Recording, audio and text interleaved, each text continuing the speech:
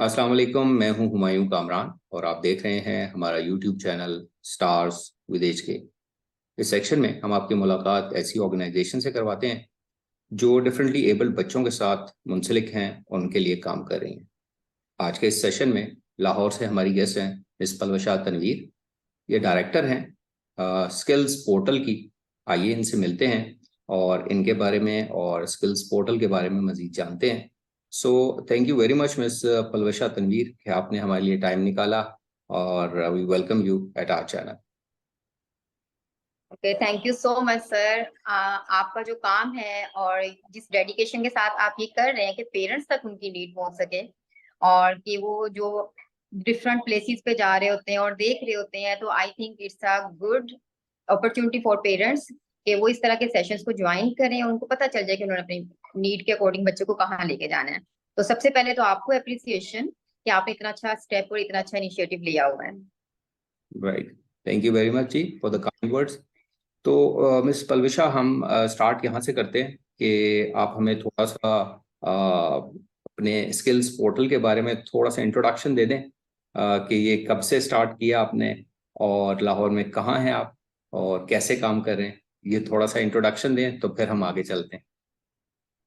Okay sir, skills portal actually बनवाने का purpose हमारा ये था, बल्कि उसका नेम भी मैंने बहुत सोचा था।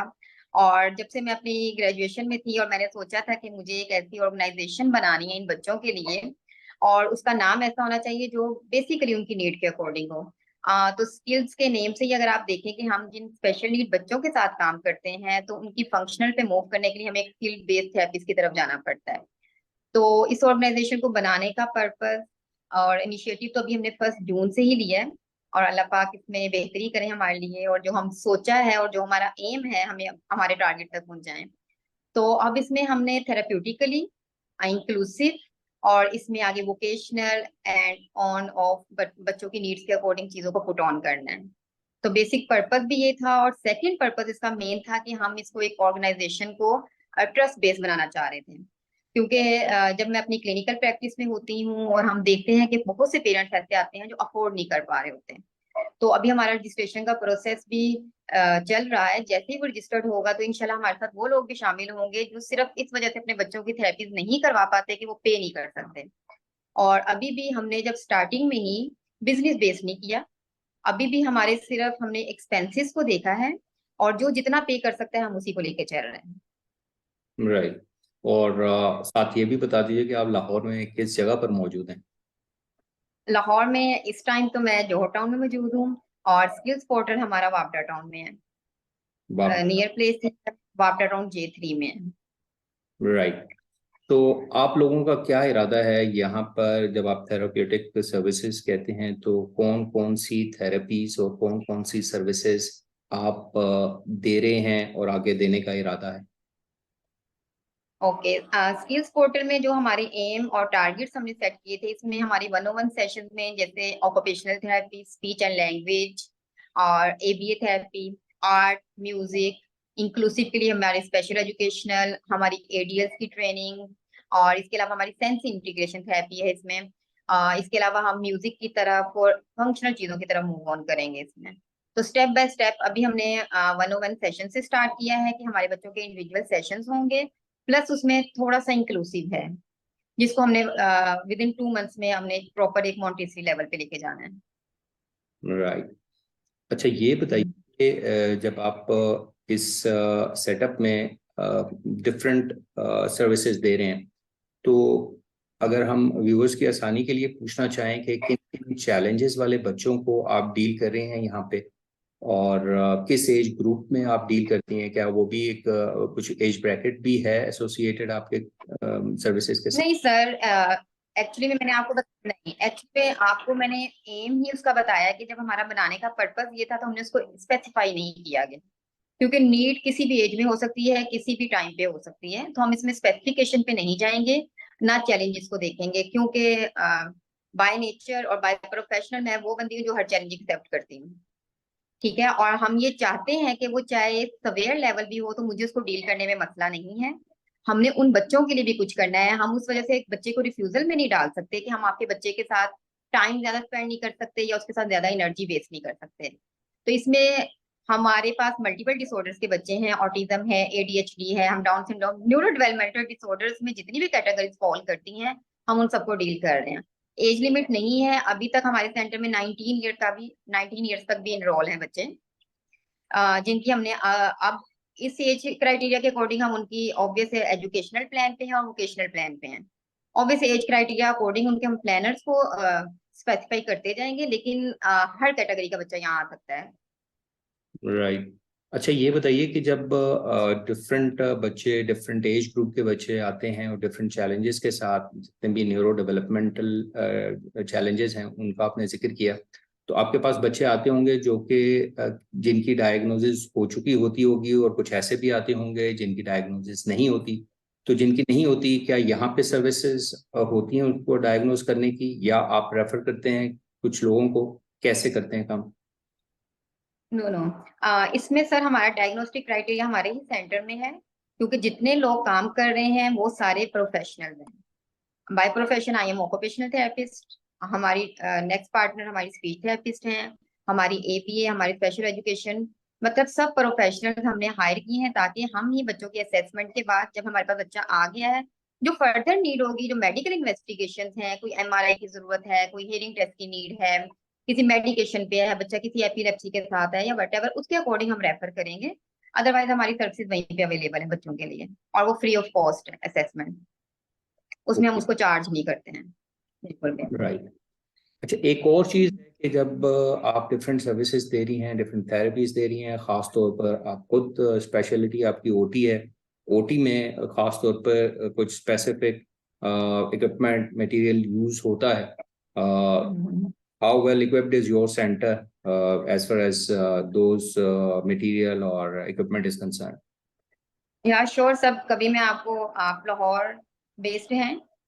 जी आप लाहौर बेस्ड हैं? मैं हाँ तो श्योर आप कभी हमारे सेंटर, जी जी, अच्छा तो कभी आप हमारे सेंटर का विजिट करें, तो आई थिंक ओटी डिपार्टमेंट ही ऐसा होता है जो सारे बच्चों के लिए अट्रैक्टिव होता है बेसिकली, और उसमें एक बर्ड्स उनके लिए ट्रैम्पोलिन, बॉल बैट और इस तरह की सारी फैसिलिटीज वहाँ पे हमारी अवेलेबल है, राइट। सारे अवेलेबल है। अच्छा। अच्छा ये बताइए कि ये तो वो बच्चे जो आपके पास आ रहे हैं फिजिकली, तो क्या ऑनलाइन सर्विसेज भी आप दे रहे हैं, और अगर नहीं दे रहे तो आगे देने का इरादा है? इस बारे में। नहीं नहीं, ऑनलाइन ऑनलाइन सर्विसेज हमारी चल रही हैं, पाकिस्तान में भी और फॉरेनर क्लाइंट्स के साथ।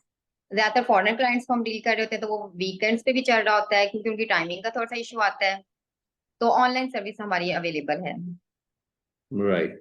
अच्छा आपने शुरू में जिक्र किया अभी थोड़ी देर पहले अपना कि ओटी आपकी स्पेशलिटी है, तो हम के व्यूअर्स भी जानना चाहेंगे कि, क्योंकि मैंने थोड़ा सा तो पढ़ा था आपके बारे में, तो और भी मैं व्यूअर्स के लिए जानना चाहूंगा कि आपकी एजुकेशन और एक्सपीरियंस को अगर थोड़ा सा आप मजीद एलैबोरेट करें। Okay, by profession I am occupational therapist, children hospital से मेरी ग्रेजुएशन है 2016 में, और मेरा एमफिल है पब्लिक हेल्थ में। और इसके अलावा मैंने डिफरेंट कोर्सेज किए हुए हैं, जैसे फूड एंड न्यूट्रिशन मैंने किया हुआ है, और अकुपंक्चर मैंने किया था क्योंकि वो फील्ड से रिलेटेड आता है, तो समटाइम हमारी प्रैक्टिस में यूज भी आ सकता है। और इसके अलावा स्पेशल एजुकेशन में मैंने मास्टर भी स्टार्ट किया हुआ है, और इंशाल्लाह आगे मेरा पीएचडी का भी प्लान है।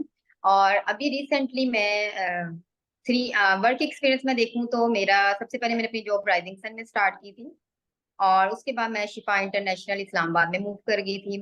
1.5 ईयर का मेरा शिफा का एक्सपीरियंस है। देन मैंने roots and wings autism centre को ज्वाइन किया था, लेकिन उसके बाद मैं क्लिनिक एक्चुअली में जौहर टाउन में था, डॉक्टर टीपू सुल्तान पीड्स न्यूरोलॉजिस्ट हैं, तो मैं उनके साथ लास्ट 4 ईयर से प्रैक्टिस करती हूँ, और मेरा यहाँ अपना क्लिनिक है उनके साथ, यहाँ पे हम सेशंस ले रहे होते हैं। इसके अलावा मैं कंसल्टेशन देती रही हूँ 3 साल तक roots and wings autism centre में, उनके ओटी डिपार्टमेंट में। और अब मैंने अपना सेंटर स्टार्ट किया है, और मेरा क्लिनिक भी कंटिन्यू है, तो ये साथ साथ चल रही चीजें हैं। राइट। काफ़ी चीज़ें हैं और काफ़ी आपके फ्यूचर प्लान्स भी हैं, जी जी बिल्कुल। And so on. तो हमारी दुआएं आप लोगों के साथ हैं। अच्छा ये बताइए कि जो आपका जो सेंटर अभी आपने ये जो इस्टेब्लिश किया है, इसकी अगर हम पूछें कि कोई यूनिक फीचर या खुसूसियत इस सेंटर की, बहुत से सेंटर्स हमें अपनी यूनिक फीचर से आगाह करते रहते हैं, तो अगर आपसे जी। तो आप कैसे रिस्पॉन्ड करेंगे इस सब? सर सबसे यूनिक फीचर, मैं लास्ट 7 ईयर से अपनी प्रैक्टिस में हूँ। सबसे यूनिक चीजें होती हैं वहां पे प्रोफेशनल्स का होना। समटाइम हम चीजों पे नहीं जा सकते, समटाइम होता है ऊंची दुकान फीका पकवान, हर चीज आपको एक्सेस में नहीं मिलती, ठीक है। अगर हम लश पश इन्वायरमेंट में जाते हैं लेकिन हमारे बच्चे की वहाँ नीड फुलफिल नहीं हो पाती, तो इट्स मीन कि वो हमारे लिए बेहतर प्लेस ही नहीं थी। तो सबसे यूनिक हमारे सेंटर की ये बात है कि हमारे पास जो प्रोफेशनल्स हैं वो अपनी फील्ड के माने ताने लोग हैं।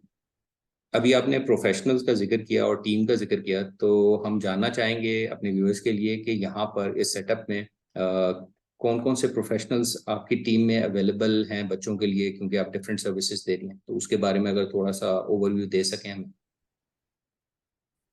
सर हमारा स्पीच एंड लैंग्वेज पैथोलॉजिस्ट हमारे पास अवेलेबल हैं। हमारे स्पेशल एजुकेशन डिपार्टमेंट के लोग अवेलेबल हैं। हमारी बिहेवियर थेरेपी में हमारे रजिस्टर्ड बिहेवियर, ऑक्यूपेशनल थेरेपी में हमारे ऑक्यूपेशनल थेरेपिस्ट हैं। और वो भी वो लोग हैं जिनकी हमने खुद 1 ईयर ट्रेनिंग भी की है, ताकि हमारे साथ वो इन नीड्स बच्चों के साथ कम वो काम कर रहे हैं। तो एक हाईली है, हमारा म्यूजिक थेरेपिस्ट है हमारे पास। अच्छा, ये बताइए कि आपके टीम में नए मेंबर्स भी ऐड होंगे, इंशाल्लाह आगे भी ऐड होते रहेंगे, तो एजुकेशन और क्वालिफिकेशन के अलावा आप अपने टीम मेंबर में जो नए ऐड करेंगे उनमें क्या चीज़ देखना चाहेंगे, जो कि खुसूसियत आप चाहेंगे कि आपके टीम मेंबर्स में हो। सर मैं सबसे पहले इंटरव्यू में ये क्वेश्चन पूछती हूँ कि आपकी डेडिकेशन कितनी है अपनी फील्ड के साथ। और वो एक क्वेश्चन सबसे ज्यादा जरूरी होता है, क्योंकि जिन नीड्स के साथ हम लोगों ने काम करना है तो हमें अपने जोन से बाहर आके करना है, हमें उन बच्चों की अप्रोच तक जाना है। देन उसमें मैं डेमो मेथड में देती हूँ, हम बच्चे को हैंड ओवर करें। हम बच्चे की हैंडलिंग चेक करते हैं कि एज ए थेरेपिस्ट आप बच्चे को उस तरह से हैंडल कर पा रहे हैं। और देन उसमें 1 से 2 डेज का डेमो और उनकी असेसमेंट ऑब्जर्वेशन, उनके अकॉर्डिंग वो बच्चे को देख के क्या प्लानर बनाते हैं, उसके अकॉर्डिंग फिर हम हायरिंग मेथड पे जाते हैं कि एज ए प्रोफेशनल तो आप हैं थे, लेकिन आप उस बच्चे को हमारी असेसमेंट के बगैर कितना समझ पाए हैं। तो आई थिंक जो बच्चे को समझ पाता है वो सबसे बेहतर प्रोफेशनल होता है। राइट। अच्छा, जब आपने अपनी टीम में मेंबर्स ऐड कर लिए, नए हायर भी होते रहेंगे, तो अब मैंने ये देखा है कि इस फील्ड में रेगुलर एजुकेशनल अपडेट और ट्रेनिंग अपग्रेडेशन की ज़रूरत पड़ती रहती है मेडिकल फील्ड की तरह। तो उसके लिए आप काम कर रही हैं या आगे प्लान?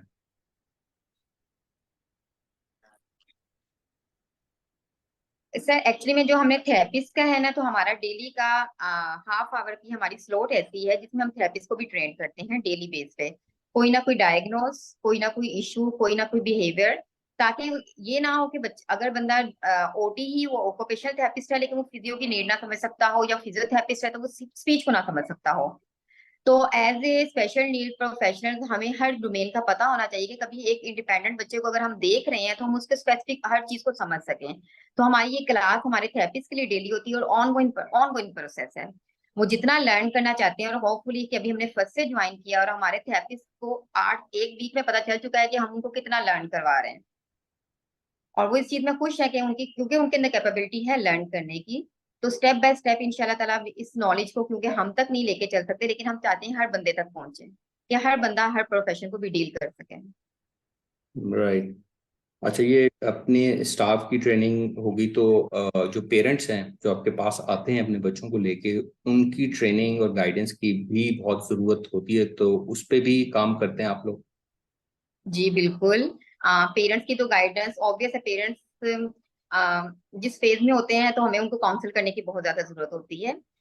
वो जिस सिचुएशन से गुजर रहे होते हैं तो हम उस चीज को बहुत अच्छे से समझ पाते हैं। तो सम टाइम कुछ चीजें, कुछ पॉइंट्स ऐसे होते हैं जिनको हम उनको बता दें तो वो बेहतर तरीके से अपने बच्चे के साथ चल सकते हैं।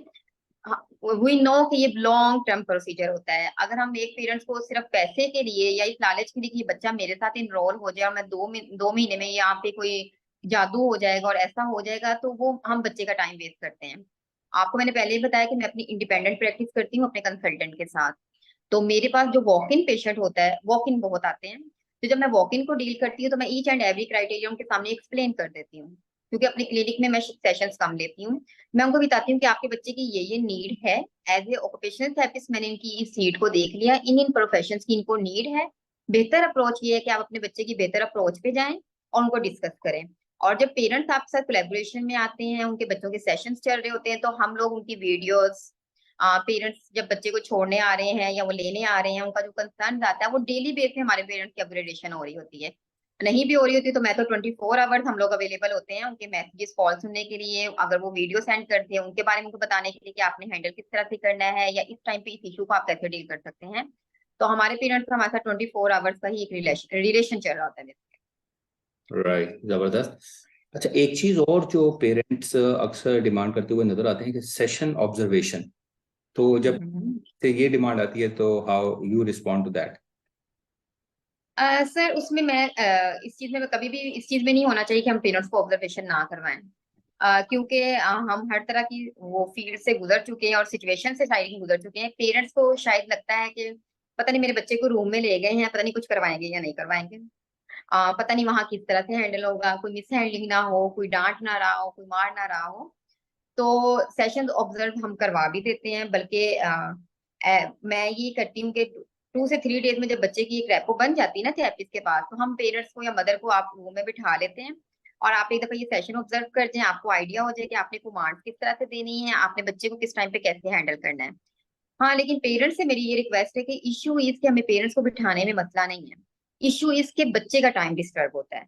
जब वो पेरेंट्स को देखता है तो वो जो अप्रोच यूज कर सकता है वो नहीं करता, वो थेरेपिस्ट के साथ उस तरह से इन्वॉल्व नहीं हो पा रहा होता। तो इस डिस्ट्रैक्शन की वजह से ही हम पेरेंट्स को इन्वॉल्व नहीं करते। लेकिन सेशन ऑब्जर्वेशन, उनको वीडियोस जैसे प्लानर ऐड होगा उनको उनकी वीडियो, और अगर वो ऑब्जर्व भी करना चाहे तो वो ऑब्जर्व भी कर सकते हैं, लेकिन वो डेली बेस पे नहीं। क्योंकि राइट। अगर डेली बेस पे हम बच्चों को सेशन बेस पे इन्वॉल्व करते जाएंगे तो फिर वो हमारे लिए बहुत डिफिकल्ट है कि अगर 5 बच्चों का एक at a time different department में सेशन हो रहा है और 5 ही पेरेंट्स वहां पे होंगे, तो ऑब्वियसली बच्चों को भी सेशन डिस्टर्ब होते हैं। हम्म। तो उनकी ऑन ऑन डिमांड हम लोग उसको ऑब्जर्व करवा देते हैं। Right, fair enough.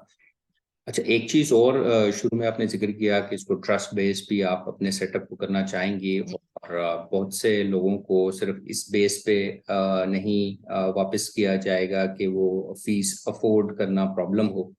तो कुछ हमारे व्यूअर्स को, पेरेंट्स को कुछ आइडिया बताएंगी किसी तरह से कि आपके फीस की चार्जिंग कैसे होती है, या एक सेशन नॉर्मली क्या चार्ज होता है? ऑब्वियसली अगर आप उसको डिस्काउंट करना चाहें और वो दूसरे और फैक्टर्स देखना चाहें, लेकिन थोड़ा आइडिया के लिए किसी तरह बता सकती हैं आप? सर उसमें हमने स्पेसिफिक नहीं है, मैंने आपको पहले ही बताया कि हम पेरेंट्स की नीड के अकॉर्डिंग जाते हैं।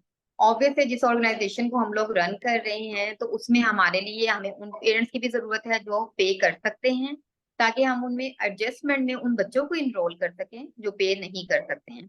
तो ये वेरी करता है हर क्लाइंट पे, उसके सोशियो इकोनॉमिक स्टेटस पे, कि वो अपने बच्चे के लिए कितना कर सकता है। हम उनका एक लमसम उनसे पूछ लेते हैं कि आप अपने बच्चे के लिए कितना पे कर सकते हैं। ठीक है, हमारे पास सामने एक फिगर आता है तो उसके अकॉर्डिंग हम उनको इन्वॉल्व कर लेते हैं उसमें, क्योंकि इसमें कोई हार्ड एंड फास्ट रूल नहीं है कि सबने एक ही कैटेगरी में जाना है। और हम्म। अभी भी जो हमारी ऑर्गेनाइजेशन में कुछ बच्चे ऐसे जा रहे हैं कि अगर उनमें से कुछ पे कर रहे हैं तो कुछ नहीं कर रहे, तो हमारी कंपनसेशन है उसमें, वो पेरेंट्स के ऑन पे है। राइट, लेकिन कुछ आप वेरीफाई किस तरह करते हैं? फॉर एग्जांपल, मैं अगर आके कहूँ कि मैं इतना अफोर्ड कर सकता हूँ, तो फिर मैं हो सकता है उससे ज्यादा कर सकता हूँ, उस चीज को वेरीफाई कैसे करते हैं आप लोग? सर ये तो फिर वो अगले बंदे की नीयत है ना। लेकिन आई थिंक हमारी इतनी हिस्ट्री चलती है और पिछले 6-7 साल के एक्सपीरियंस में हमें बड़े अच्छे से आइडिया हो चुका होता है एक फ्रैक्शन में कि कौन कितना कर सकता। तो फिर बच्चों को इसलिए नहीं भेजेंगे कि आप ऐसे उस तरह से नहीं होगा जैसे दूसरे बच्चे का हो रहा है। ये वाले डिस्क्रिमिनेशन बिल्कुल भी नहीं है। राइट। अच्छा, एक चीज बताइए कि पेरेंट्स मुख्तलिफ टाइम पे अपने बच्चों के लिए सर्च में लगे होते हैं किसी ऐसे सेंटर के जो कि अपने बच्चों के लिए वो बच्चों को वहाँ भेज सकें। तो मैं ये पूछना चाहूँगा उन पेरेंट्स के लिए कि आप क्या एडवाइस करती हैं कि एक सेंटर को सिलेक्ट करने के लिए उन पेरेंट्स को किन पॉइंट्स पे फोकस करना चाहिए, या क्या चीज़ें देखनी चाहिए उस सेंटर में? सर पेरेंट्स को सेंटर सेलेक्ट करने के लिए सबसे पहले विजिट करना चाहिए वहाँ के प्रोफेशनल्स के, जो आपको डील करते हैं। पेरेंट्स हमारे माशाल्लाह बहुत समझदार हैं, वो इतनी प्लेसेस पे आ चुके होते हैं, उनको बड़े अच्छे से पता होता है कि आपके सामने जो प्रोफेशनल बंदा है वो आपकी नीड को समझ पाया है या नहीं, क्योंकि वो अपने बच्चे को जानते हैं। और एज ए प्रोफेशनल मैंने आपसे कहा कि सेंटर मैंने अब स्टार्ट किया है, लेकिन एज ए प्रोफेशनल मैं अपनी practice as a occupation therapist continue रखी हुई है। तो जो मेरे पास आने वाले पेरेंट्स होते हैं तो वो हमसे सुनना चाह रहे होते हैं कि हम उनके बच्चे को कितना समझ पाए हैं। और पेरेंट्स को सबसे बेहतर अप्रोच ये यूज करनी चाहिए कि वो ये मत देखें कि कितना लश-पश सेटअप था, किस एरिया में था। आई थिंक सो जब हम देखते हैं ना कि किसी मोहल्ले वाला भी डॉक्टर किसी बहुत डीएचए में बैठे हुए डॉक्टर से ज्यादा प्रैक्टिस कर रहा है, इट्स मीन कि उसके पास कुछ है।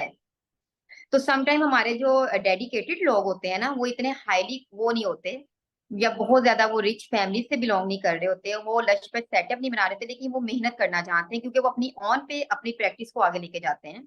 तो पेरेंट्स को सबसे पहले इस अप्रोच को देखना चाहिए कि अगर आपको सिर्फ ये विजिट करवाया जाए कि हम ये प्रोवाइड करेंगे, ये प्रोवाइड करेंगे, ये प्रोवाइड करेंगे, लेकिन हमें सिर्फ सेशंस की जरूरत है, तो आप ये देखें कि आपको बच्चे को सेशन में क्या प्रोवाइड किया जा रहा है। अगर आपके बच्चे की नीड आपको मिल रही है उस सेशन की, उसकी रिक्वायरमेंट के अकॉर्डिंग, तो फिर उस सेंटर में आपको जाना चाहिए। राइट।